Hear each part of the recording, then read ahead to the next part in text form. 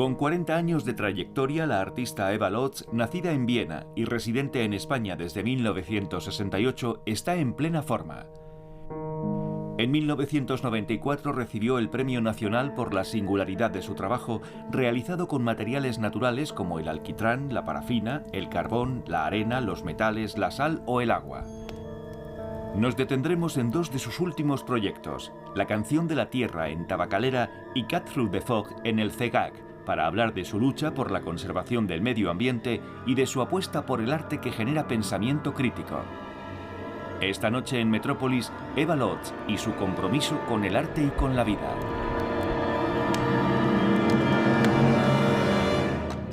Eso es ahora una cosa que me ocupa mucho y que estoy realmente pensando mucho qué función social ha de tener hoy el arte y cómo puede contribuir a un cambio de vida, ¿no? Hay unos hechos que son absolutamente inadmisibles, ¿no? O sea, unas desigualdades, estos... El trabajo del arte es un trabajo en el ámbito de lo simbólico, pero a la vez pues soy absolutamente partidaria de hoy incorporar, o sea, de hacer trabajo interdisciplinar. Además, pues nunca he hecho mucho hincapié en eso de la autoría y el autor y el genio. Bueno, todo esto me parece antiguadísimo. El genio es una cosa ya completamente pasada, ¿no? Incorporar otras disciplinas, es decir, estar abierta a un trabajo de investigación interdisciplinario y también colectivo. Me interesa cada vez más el hecho de trabajar con gente, ¿no?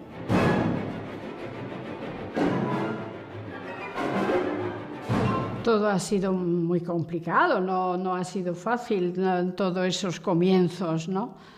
A nivel personal también, porque bueno, yo tenía detrás experiencias bastante traumáticas, ¿no? Yo tuve un problema gordo, o sea, un enfrentamiento muy gordo con mi padre, ¿no? Y entonces, bueno, pues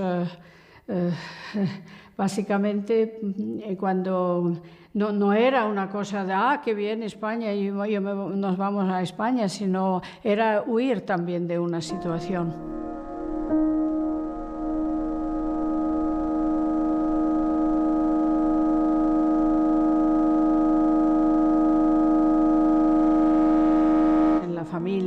Tenían muy claro lo que yo tenía que ser en la vida y tenían soy hija única, entonces y yo no encajaba en absoluto, no quería ir por ese camino, con lo cual lo que había que hacer es irse, ¿no? Entonces hice varios intentos y fui a Suecia, fui a Suiza, fui a Turquía, en fin, pero luego ya vine aquí y vinimos los dos, Adolfo y yo, ¿no?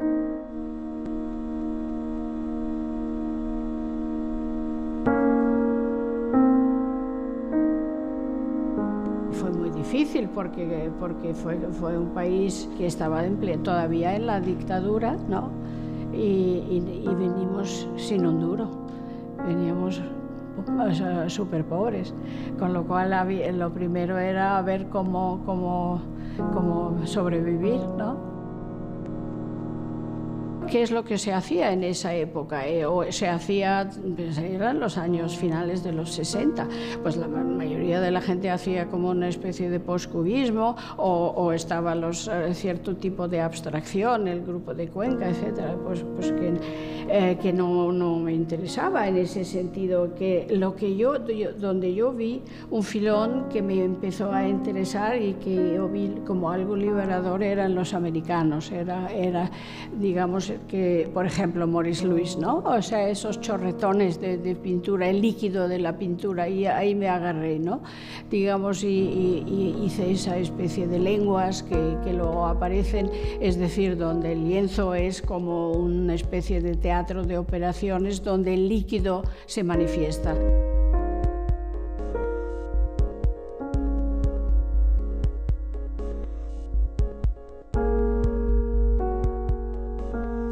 Pero ahí ya había descartado el color, ¿no? Y entonces, o sea, el color lo dejé de lado enseguida. Entonces eran, digamos, como procedimientos de densidad, ¿no? De densidad del líquido de la pintura. Muy pronto dejé también el bastidor, ¿no? Digo, bueno, ¿y por qué tiene que estar eso sobre un bastidor? Entonces, bueno, pues eran lonas, y muy pronto aparece la parafina, ¿no? O sea que, y líquidos otros, líquidos más perversos, si quieres, la parafina, el lacre, el alquil, ese tipo de cosas.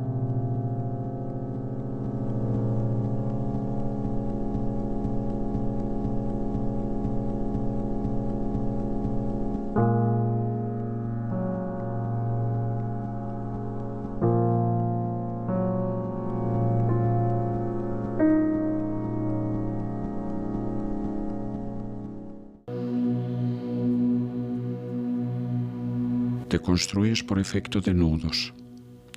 En las muele a piel y fibra, mientras danzan las manos, la extensión última del movimiento corporal, el borde de los dedos, tacto infinitesimal, explosión de nombres, babel dactilar multiplicando sentidos.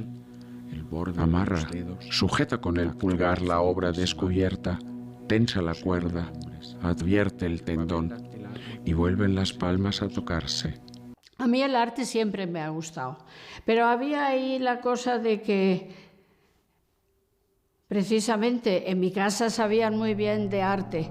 Mi padre era historiador de arte y ahí era el gran conflicto. Entonces, en ese sentido, en cierto modo había ahí un obstáculo, un bloqueo, ¿no? Que yo no estaba de acuerdo con esos planteamientos, ¿no? De arte. Y entonces, bueno, pues yo estudié filosofía después del bachillerato, pero después me di cuenta que sí, que me interesaba mucho la filosofía, pero también comprendí que yo soy una hacedora, que yo necesito hacer. Y bueno, había otros motivos también, o sea, ¿por qué estudiar cinematografía? En cierto modo yo veía que la continuación lógica de la historia de arte era el cine, en cierto modo, ¿no?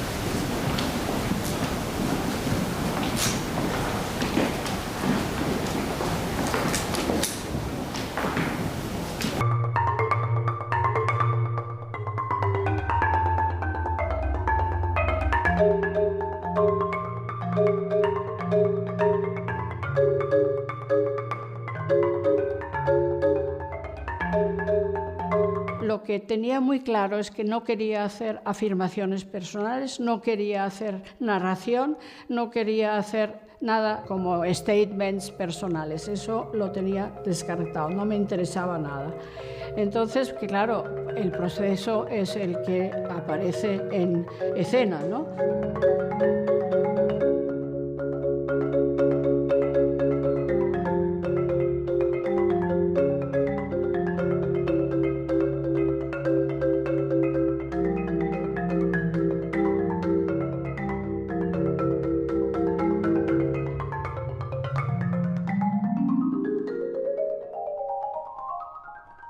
El estaño, el plomo fundido me llevó al mercurio, y es cuando hice, en realidad se puede decir, prácticamente la primera instalación que fue eso de metal, que era lo de los 500 kilos de mercurio, ¿no? Lo que hice es construir una especie de mesa de soporte circular con una pletina en el borde mínima. Esa mesa de soporte tenía como unos 35 centímetros de alto y 3 de diámetro, con una posibilidad de poder equilibrarlo milimétricamente, porque si no, claro, 500 kilos de mercurio se me hubieran ido y no hubiera podido recogerlo nunca más.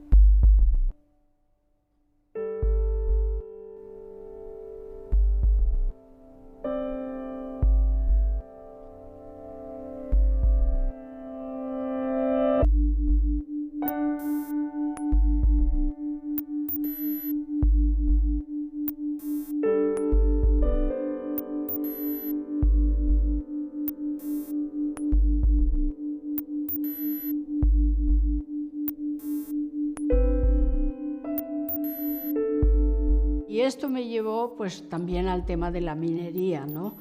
Que España en ese aspecto es muy rico, ¿no? Es un país que ha tenido desde muy antiguo minas muy importantes, ¿no? Eso que luego lo trabajé en el tema de Río Tinto, que es seguramente un tema absolutamente fascinante y que han estudiado la arqueometalurgia.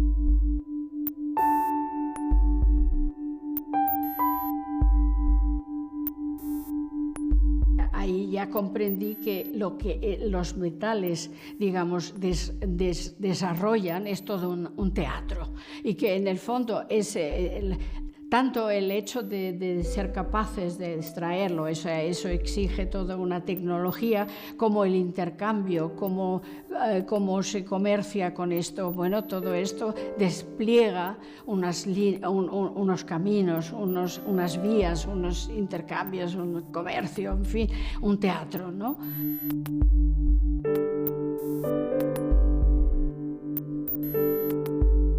Ya muy temprano era ese querer como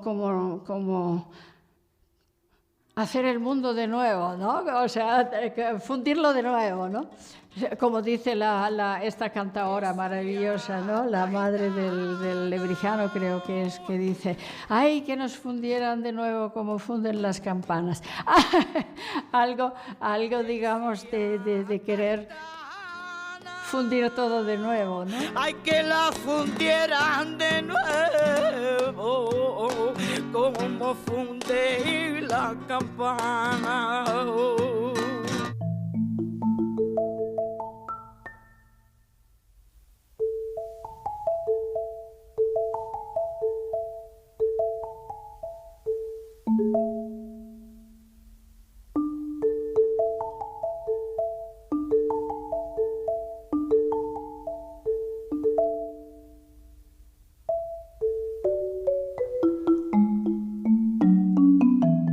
Trabajado con materiales que van en contra de lo que es la escultura tradicional, puesto que el concepto de la escultura tradicional es algo inamovible, estático y sólido. Y bueno, y precisamente la arena es lo menos sólido que hay, o el mercurio, pues, o sea que me ha interesado.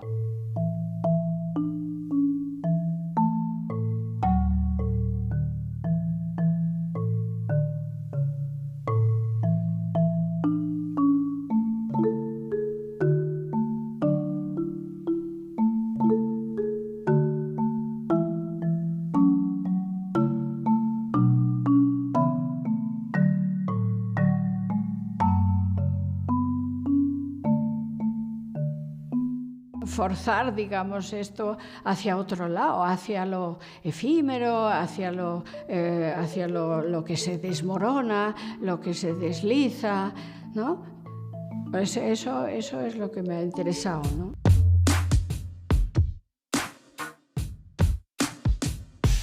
Junté a la vez varios elementos, ¿no? Por un lado me junté el tema del cobre, el tema de las minas de Río Tinto, que yo he trabajado durante mucho tiempo, he hecho muchos viajes y todo esto, que es un tema alucinante.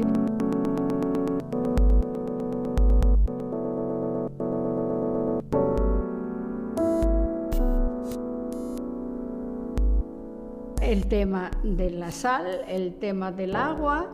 El agua estaba presente a través de la cuenca hidrográfica del Tajo, que eran esas fresqueras en las cuales dentro estaban el nombre de los afluentes, de cada uno de los afluentes del Tajo.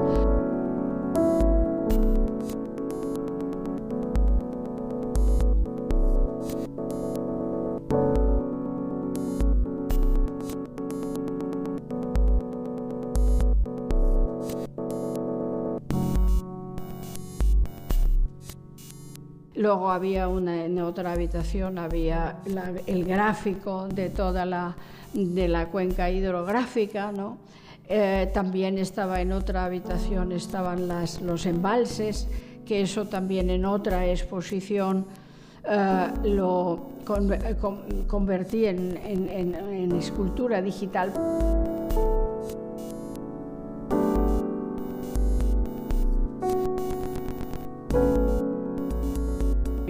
Esa pieza que ahora está expuesta en Santiago, que es, digamos, convertir un curso temporal, es decir, en este caso, la transformación del curso del Bajo Guadalquivir a lo largo de más o menos 300 años, convertida en escultura, tiempo en escultura. Eso solo es posible hoy en día con la informática. Extraer 3 parámetros, a partir de esos 3 parámetros hacía un archivo 3D y ese archivo 3D, una vez que tienes el archivo 3D, lo puedes luego, hay máquinas hoy que lo hacen, con máquinas de corte por control numérico, y entonces, bueno, pues a convertir eso en escultura.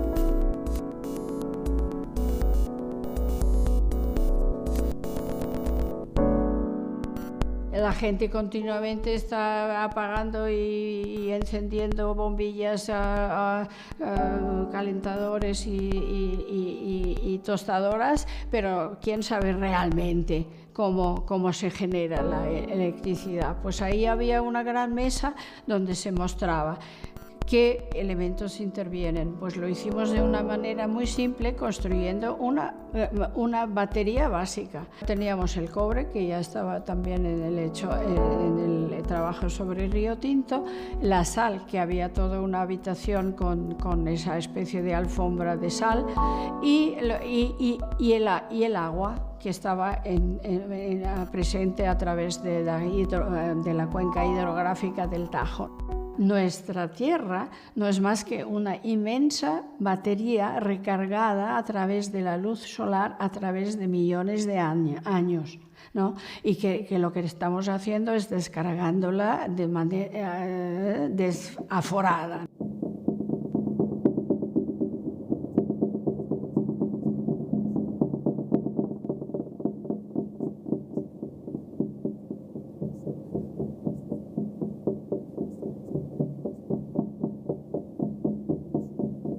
La historia está llena de puntos ciegos, pero llena, ¿no?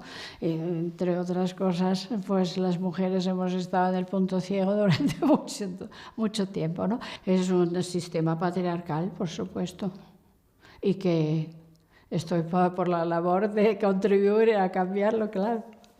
Ahí ya hay una primera tematización, digamos, de una creciente ceguera a través de muchas circunstancias. El hecho de que, bueno, esa excesiva, digamos, estimulación neurosensorial a través de miles de imágenes de que no nos dejan quietos, y ya pues hoy día a través de una continua asedio por las pantallas, por los ordenadores, que tienen muchas posibilidades, pero claro, la manera como es asediado el ciudadano medio produce ceguera. Produce ceguera.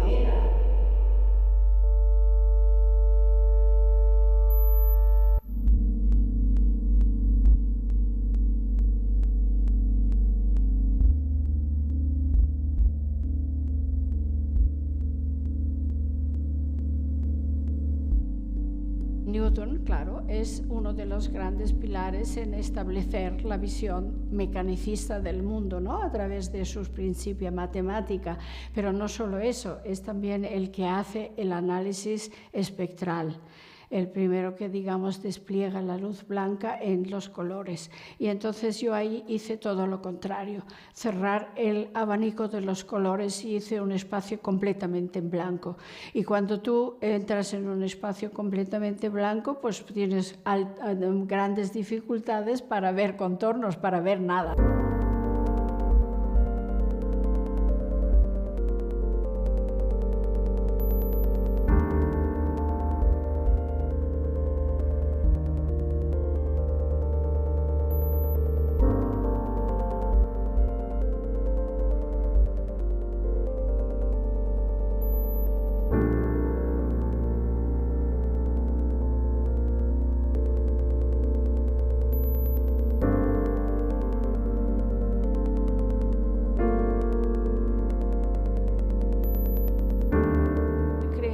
Esa especie de burbuja blanca donde unos barcos cubiertos de parafina que parecen helados salen, digamos, de la pared, ¿no?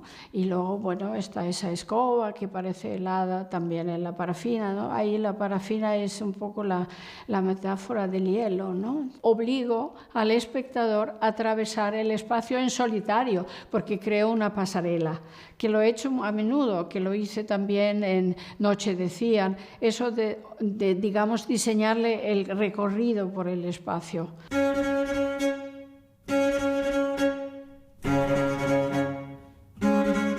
Me he hecho mucho más consciente y entonces llega ese momento cuando el capitalismo, digamos, que es todavía productivo, que produce algo, se convierte, hace una mutación, y la mutación es hacia el capitalismo financiero, que es el capitalismo del desastre, que como muestra muy bien Naomi Klein, ¿no? que se aprovecha de las catástrofes naturales y donde no hay catástrofe natural la produce.